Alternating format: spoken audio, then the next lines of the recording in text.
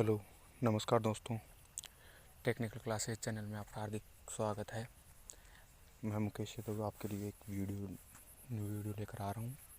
इस वीडियो में जो भी क्वेश्चंस हैं वो क्वेश्चन सभी एनसीईआरटी जो निम्न के आधार पर जो क्वेश्चन है, महत्वपूर्ण क्वेश्चन है, उन क्वेश्चनों के बारे में हम चर्चा करेंगे। उन क्वेश्चनों में पहला क्वेश्चन है, इस सुरक्षा चिन्ह का क्या नाम है। यानी कि जो आपके सामने एक चित्र दिया हुआ है, आपके सामने एक चित्र आ रहा है, उस सुरक्षा चिन्ह है, वो उस सुरक्षा चिन्ह का क्या नाम है। भाई ये जो चित्र आ रहा है, इस सुरक्षा चिन्ह का क्या नाम है, इसके बारे में देखते हैं हम। भाई जो वर्गाकार आकृति होती है और नीचे से बैकग्राउंड पीला होता है, नीला होता है, नीला बैकग्राउंड और वाइट आकृति, भाई इसमें दिखाई दे रहा है आपको वाइट आकृति है। ये वाइट जो चिन्ह है वो वाइट कलर में है और बैकग्राउंड अन्य कलर में है, ब्लैक दिख रहा है इसमें। तो ये कौन से चिन्ह होते हैं? ये चिन्ह होते हैं हमेशा, कौन से चिन्ह होते हैं? सूचनात्मक चिन्ह होता है। भाई हॉस्पिटल है, आगे इस बात की सूचना दे रहे हैं हमें, भाई आगे हॉस्पिटल है, तो उसके बारे में जानना है। ये कौन से चिन्ह है? सूचनात्मक चिन्ह है। ओके गाइस, आगे चलते हैं नेक्स्ट क्वेश्चन में। हाँ भाई, दूसरा क्वेश्चन है, अग्नि का संबंध क्या है? अग्निशमन यानी कि अग्निशमन यंत्र क्या है, क्या होता है, क्या नहीं होता है। अग्निशमन यंत्र में आग कैसे बुझाई जाती है, क्या है वो, इसके बारे में पूछना चाह रहा है ये। इसमें पहला ऑप्शन है, अग्नि में ईंधन मिलाना। अग्नि में ईंधन मिलाएंगे तो भाई आग और ज़्यादा बढ़ेगी। दूसरा, अग्नि से ईंधन अलग करना। भाई अग्नि से ईंधन, यदि आग जल रही है तो उस टाइम हम अग्नि से ईंधन को अलग नहीं कर सकते। वहाँ पर जो रखे हुए भाई आग कहाँ लगती है, कोई उपकरण वगैरह रखे होंगे तो उन उपकरणों को थोड़ा ना हम साइड में कर सकते हैं। तीसरा ऑप्शन है, जल का उपयोग कर तापमान कम करना। भाई इस तरीके से आग बुझाई जा सकती है, लेकिन यदि हवाई विद्युत वायरिंग या अदर जगह जैसे पेट्रोल वगैरह में आग लगी होती है तो हम इस आग को बुझाने के लिए हम इसका प्रयोग नहीं कर सकते। आगे चौथा ऑप्शन है, अग्नि को ऑक्सीजन आपूर्ति अलग करके। यदि अग्नि के पास ये ऑप्शन होगा, क्योंकि यदि अग्नि के पास ऑक्सीजन आपूर्ति नहीं मिल पाएगी तो श्योर है हमारी जो आग है वो बुझ जाएगी। आग हमेशा ऑक्सीजन की उपस्थिति में ही जलती है। चलो अगला तीसरा क्वेश्चन है, निम्न निम्न में से भौतिक हानि क्या है? निम्न में से भौतिक हानि क्या है? भौतिक हानि किसे कहते हैं? निम्न में से भौतिक हानि क्या है? भौतिक हानि का मतलब है धूम्रपान करना। धूम्रपान से भाई स्वास्थ्य शरीर को प्रॉब्लम होती है, ना कि किसी को कुछ भी नहीं होता। यानी कि शरीर को सबसे ज़्यादा प्रॉब्लम किसको होती है? हमारे शरीर को। उसमें जो भौतिक है, पर्यावरण है, उसमें कोई इफेक्ट नहीं होता। आगे है कंपन। जो भाई कंपन होता है, ये होगा राइट आपका आंसर, क्योंकि कंपन से हमारे जो इफेक्ट हैं, जो पर्यावरण है, इस पर काफ़ी प्रभाव पड़ता है। जैसे भूकंप का झटका महसूस होना, ये सभी कंपन के ही उदाहरण है। चलो चौथा क्वेश्चन देखो, निम्न में से अग्निरोधक का उपयोग करने का सही क्रम क्या है? अग्निशमन का पहले क्या होता है भाई? पहले तो पिन को खींचना होता है, फिर होता है उसका निशान, यानी किस जगह पर हमें खड़ा होना है, क्या करना है उसका निश्चित करना। फिर उसका होता है जो नोब होती है, उस नोब को दबाना। और चौथा होता है उसे घुमाना। भाई उसे दबाना और जो पाइप है उसे चारों तरफ घुमाना। तो कौन सा होगा इसका, कौन सा ऑप्शन सही होगा इसका? ए, ऑप्शन होगा ए सही। आगे क्वेश्चन देखो 5S संकल्पना के आधार पर कौन सा चरण स्टैंडर्ड को इंगित करता है? कौन सा चरण इंगित करता है भाई 5S के आधार पर? प्रथम चरण। क्या होता है फिर 5 चरण? आगे देखो छठवां क्वेश्चन, कौन से प्लायर का उपयोग तार के हुक और लूप बनाने में किया जाता है? कौन से प्लायर का उपयोग तार के हुक और लूप बनाने में किया जाता है? भाई फ्लैट नोज प्लायर होता है, उसका काम ये काम नहीं होता है। यानी कि उसका तो जो वो होते हैं, लॉन्ग नोज प्लायर होता है। क्योंकि लॉन्ग नोज प्लायर जिसकी लंबी चोंच होती है वो आगे अंदर तक जाकर हुक वगैरह बनाने में और लूप यानी बाहर खींचने में, वो उनमें काम में आता है। जो राउंड प्लायर होता है वो भी इस काम में नहीं आता है। आगे देखो सातवां क्वेश्चन, पिंसर का उपयोग क्या होता है? पिंसर का उपयोग क्या होता है? फ्लेक्सिबल तारों को ट्विस्ट करना, यानी फ्लेक्सिबल तारों को जोड़ना, ये नहीं होता है भाई इसका। आगे है छोटे व्यास के तारों को काटना, ये भी नहीं होता है।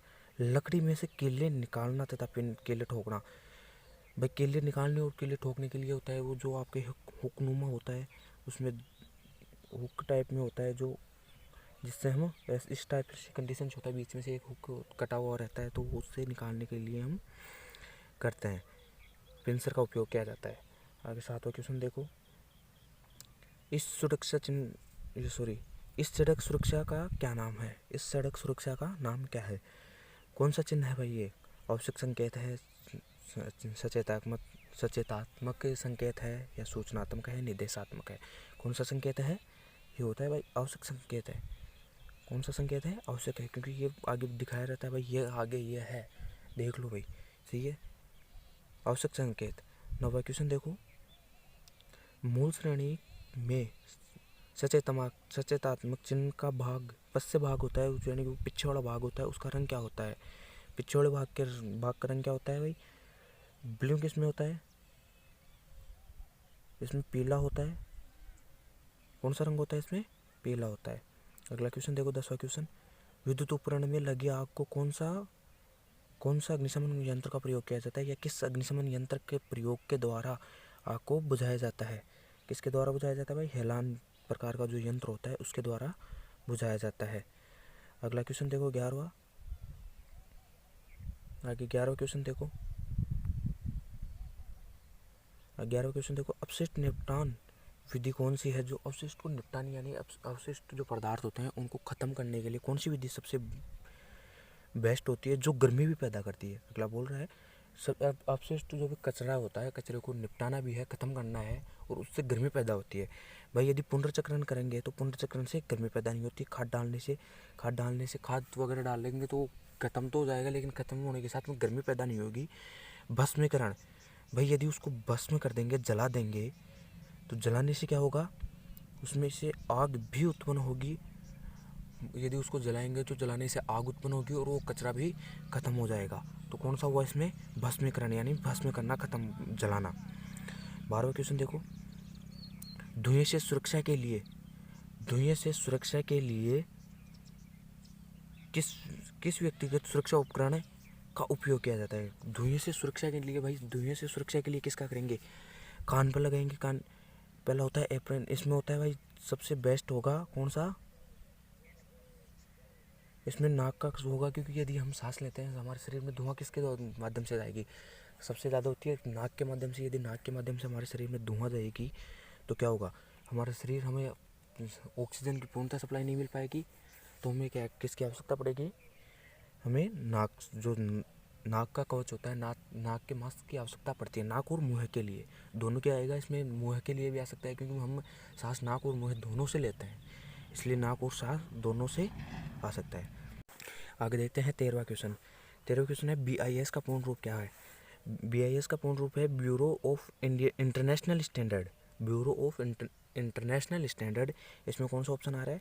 ऑप्शन सी आ रहा है, सही है। चलो आगे देखते हैं 14वां क्वेश्चन। इसमें भारी भार उठाने और स्थानांतरित करने के लिए किस पद धातु का उपयोग किया जाता है? किसका उपयोग किया जाता है भाई? इसमें क्रेन और लिफ्टिंग के बारे में इसमें प्रयोग किसका किया जाएगा? क्रेन और स्लिप का। भाई एक विंच होता है, विंच के द्वारा तो उठाया नहीं जा सकता, एक जगह से दूसरी जगह नहीं ले सकता, उठाया तो जा सकता है लेकिन एक जगह से दूसरी जगह नहीं लेके जाया जा सकता। क्रेन और जो क्रेन्स होती हैं, क्रेन्स के द्वारा भारी सामान को एक जगह से दूसरी जगह तक ले जाया जा सकता है। लेयर और रोलर्स के द्वारा भी नहीं ले जाया जा सकता है, सही है। आगे इसमें कौन सा आ रहा है? कौन सा इसमें? बी है, ऑप्शन बी सही है। आगे देखो 15वां क्वेश्चन, आग बुझाने में स्टार्विंग क्या है? स्टार्विंग क्या है? आग बुझाने के लिए स्टार्विंग क्या है? आग में ईंधन मिलाना। आग में ईंधन मिलाएंगे, यदि अग्नि में ईंधन मिलाते हैं तो अग्नि ज़्यादा और भी ज़्यादा जलेगी, अग्नि कम नहीं होगी बल्कि ज़्यादा जलेगी, ये तो आपको पता है। अग्नि से ईंधन अलग करना, अग्नि से ईंधन अलग कर नहीं सकते। स्टार्टिंग यानी धीरे धीरे बुझाने का तरीका है। इसमें यदि जल का उपयोग कर, उसका जो टेम्परेचर होता है, तापमान होता है, हम यदि उसको कम करते हैं तो क्या होगा? जो आग है वो बुझेगी, सही है। अगला क्वेश्चन देखो, आगे देखते हैं 16वां क्वेश्चन।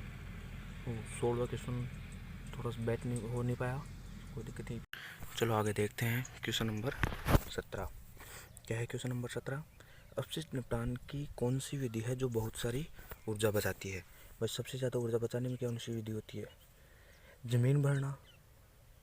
ज़मीन भरेगी तो भाई ज़मीन जो भौतिक यानी भूमि होगी, वो भूमि में अशुद्धि स्टार्ट होगी। पुनर्चक्रण, पुनर्चक्रण से क्या होता है भाई, एक बार हमें वो अवशिष्ट जो कचरा है वो ख़त्म भी हो जाता है और हमें उस कचरे के द्वारा कोई दूसरी ऊर्जा भी मिल जाती है। भस्म करेंगे, भस्म करने से भी भाई वो ख़त्म ही होगा भाई, कि हमें ऊर्जा कोई सी नहीं मिलेगी। खाद डालना, खाद वगैरह डालते हैं खाद, तो उसमें भी हमें कोई भी बाहर की अन्य ऊर्जा नहीं मिलेगी। लेकिन पुनर्चक्रण होता है, पुनर्चक्रण में हमें हमेशा जो भी एक बार एक वस्तु को ख़त्म करेगी तो हमें उससे दूसरी ऊर्जा ज़रूर मिलेगी। वही पुनर्चक्रण का मतलब है एक क्रिया को दूसरी क्रिया में बदलना, एक जो भी है उसे एक से दूसरे में बदलना, रूपांतरित करना ही पुनर्चक्रण कहलाता है।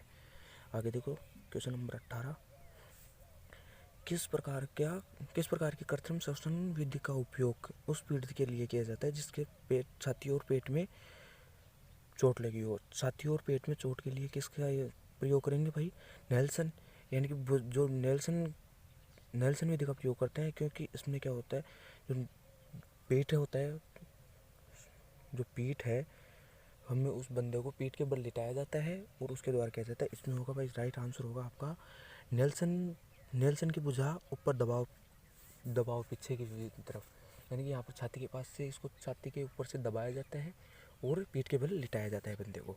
ओके, आगे क्वेश्चन देखते हैं 19, क्वेश्चन नंबर 19 देखते हैं आगे। 19वां क्वेश्चन देखो, किस प्रकार के व्यावसायिक स्वास्थ्य खतरे के कारण संक्रमण हो सकता है। किस प्रकार के खतरे के कारण हो सकता है भाई, किस प्रकार के खतरे के कारण हो सकता है। इसमें जैविक नुकसान, यानी कि जो भौतिक क्रिया होती है, जो जीव जंतु यानी जैविक जो वो होते हैं जीव जंतु द्वारा, यानी जो भी जैविक नुकसान होता है उसके द्वारा स्वास्थ्य को ज़्यादा नुकसान होता है, यानी कि स्वास्थ्य में कुछ संक्रमण पैदा हो सकता है। हाँ भाई, आगे देखो एक चित्र बता रखा है इसमें, इस चित्र में जो औजार दिया गया है उस औजार का नाम क्या है, चित्र आपको दिखाई दे रहा होगा, सही है। इसमें देखो इसका पहला ऑप्शन है इसका गर्म पदार्थों को पकड़ना, पहला ऑप्शन क्या है इसमें, गर्म पदार्थों को पकड़ना। दूसरा ऑप्शन है तारों को काटना या मोड़ना। तीसरा ऑप्शन है लकड़ी की कीलें निकालना। चौथा ऑप्शन है लकड़ी से कीलें निकालना। चौथा ऑप्शन है बोल्ट और नट बोल्ट और ढीला करना और कसना। भाई ये प्लेयर है, ये तो उसमें आगे वाली चोंच है वो एक वी आकार में है, तो वी आकार का मतलब वो है लकड़ी से किले वगैरह निकालना, उनके लिए काम में आता है। तो इसमें ऑप्शन कौन सा सही होगा, लकड़ी से किले निकालना। चलो अगला क्वेश्चन देखते हैं 21वां। इसमें देखो, दिल के दौरे से पीड़ित व्यक्ति को आप कैसे पहचानोगे। रीढ़ की हड्डी में दर्द है, दूसरा है मुंह पूरी तरह बंद हो जाएगा, पेट में दिखे सूजन होगी, होठ के चारों ओर नीला रंग हो जाएगा। बस देखो रीढ़ की हड्डी में दर्द होगा तो रीढ़ की प्रॉब्लम है, मुंह पूरा तरह बंद होगा तो उसमें सांस वाली प्रॉब्लम होती है तो होता है। पेट में दिख सूजन पेट की प्रॉब्लम से होता है। दिल के दौरा में क्या होता है, जो होठ होते हैं उनके चारों तरफ नीला रंग हो जाता है। कौन सा है, होठों के चारों तरफ नीला रंग हो जाता है। तो कौन सा ऑप्शन सही होगा, चौथा। आगे देखो 22वां क्वेश्चन, इस औजार का नाम क्या है। इसमें भाई चित्र नहीं आ रहा, इसमें चित्र किसका आएगा, इसमें डायलॉग प्लायर का चित्र आएगा, इसमें चित्र नहीं आ पाया किसी प्रॉब्लम से, PDF बनाने में कोई प्रॉब्लम हो जाती है तो उसमें हो जाता है। आगे देखो 23वां क्वेश्चन देखो, इसमें क्या है, इस सुरक्षा चिन्ह का नाम क्या है। सुरक्षा चिन्ह जो चिन्ह दे रखा है इस चिन्ह का नाम क्या है। देखो भाई चेतावनी संकेत होता है, वो सूचनात्मक सूचना दे रहा है भाई ये काम हमें करना पड़ेगा। भाई ग्लव्स दस्ताने पता रहेगा, दस्ताने पहनना किसी भी काम में, यदि दस्ताने का चिन्ह दे रखा है तो दस्ताने पहनना पड़ता है। आगे देखो क्वेश्चन नंबर 24, पीड़ित के रक्त बहाव को रोकने के लिए प्राथमिक चिकित्सा उपलब्ध कराई जाती है। जो प्राथमिक चिकित्सा उपलब्ध कराई जाती है वो क्या होती है, मलहम लगाना, चोट लगे हुए भाग को ऊपर रखना, चोट लगे हुए भाग को ड्रेसिंग करना, चोट लगे हुए भाग पर दबाव डालना। क्या होता है इसमें, चोट लगे हुए भाग होता है, जो भाग लगा हुआ है जहाँ पर चोट लगी हुई है, जहाँ से ब्लड निकल रहा है, वहाँ पर क्या करेंगे हम थोड़ा सा दबा देंगे उसको, जिससे कि वहाँ पर रक्त कणिकाएँ एक जगह एकत्रित होकर रक्त को बहाव को रोक ले। पीड़ित को बचाने हेतु क्या तात्कालिक कदम उठाने चाहिए यदि वह व्यक्ति अभी भी विद्युत शक्ति जो विद्युत स्रोत है उसके संपर्क में है। तो उसके लिए पहले हाथों द्वारा खींचे या धक्का दें। भाई यदि हाथों द्वारा खींचेंगे या धक्का देंगे तो वो आपके भी कांटेक्ट में आएगा और आप में भी शरीर को झटका हो सकता है, महसूस हो सकता है। अपने प्राधिकारी विद्युत झटके के बारे में जानकारी दे, बस जानकारी में झटके के बारे में जानकारी देंगे अपने अधिकारी को, तो उसमें तो काफ़ी टाइम लगेगा। किसी को उस व्यक्ति को छुड़ाने हेतु बुलाएं ना, ये भी नहीं होगा, भाई छुड़ाने के लिए टाइम लगेगा। संयोजक को अलग कर सब विद्युत शक्ति आपूर्ति बंद कर दें। यदि शक्ति आपूर्ति बंद कर देंगे तो क्या होगा भाई, वो विद्युत से अलग हो जाएगा, विद्युत से हट जाएगा। आगे क्वेश्चन देखो 26 नंबर, इस सुरक्षा संकेत का क्या नाम है? तो सॉरी, ये कौन सा चिन्ह है? जो चिन्ह है ये कौन सा चिन्ह है? कौन सा चिन्ह है भाई? ये पैदल क्रॉसिंग का है, क्योंकि इसमें यानी कि जेब्रा क्रॉसिंग लिख के नीचे है, ऊपर बच्चा पैदल चल रहा है, तो जेब्रा क्रॉसिंग का है। ओके, आगे देखो 27वां क्वेश्चन में है, यदि पीड़ित के सिर में चोट लगी है और वह मर रहा है तो उसके लिए स्वर्णिम घंटा कौन सा होगा? स्वर्णिम टाइम यानी कि लास्ट अंतिम टाइम कौन सा होगा? तो अंतिम टाइम कौन सा होगा भाई? उसके जो आखिरी के हैं 30 मिनट, सॉरी आखिरी के 30 मिनट उसका सबसे स्वर्णिम टाइम, सबसे बेस्ट बढ़िया टाइम रहेगा, और लास्ट अंतिम 30 मिनट सॉरी। ओके, आगे क्वेश्चन देखो 28वां, पीड़ित की कौन सी स्थिति को कोमा कहा जाता है? बेहोश होने पर बुलाने पर उत्तर देना, ये नहीं होता भाई, बेहोश है और बुलाने पर उत्तर कहाँ से देगा, इसे कोमा नहीं कहते। होश में रहना, बुलाने पर उत्तर नहीं देना, इसमें भी कोई, सांस लेने पर बुलाने पर उत्तर नहीं देना, सांस लेने पर बुलाने पर उत्तर नहीं देना, पूरी देर संवेदनशील होकर लेटे रहना, बुलाने पर न उत्तर, कुछ नहीं होता भाई। एक वो जिंदा लाश के रूप में होता है, वो होता है कोमा में रहा व्यक्ति। चलो आज के लिए इतना ही। यदि आपको वीडियो पसंद आए तो वीडियो को लाइक, शेयर एवं चैनल को सब्सक्राइब जरूर करें। ओके।